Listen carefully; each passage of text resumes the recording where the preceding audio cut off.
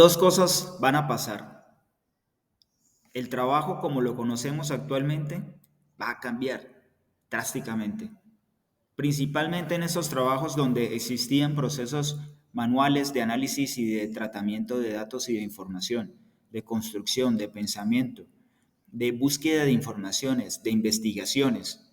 Todas esas acciones, todas esas tareas se van a transformar.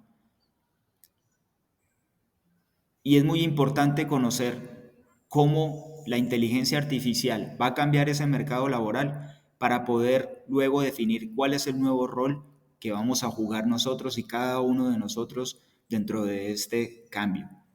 Por eso la inteligencia artificial es algo que debemos estudiar y conocer esa aplicabilidad, que es muy sencilla, es muy práctica y por eso este módulo está diseñado para eso, que conozcas cuáles son esas herramientas, cómo jugar con ella poco a poco, darle instrucciones, familiarizarse y hacerlo algo intuitivo y algo de la cotidianidad de tu vida.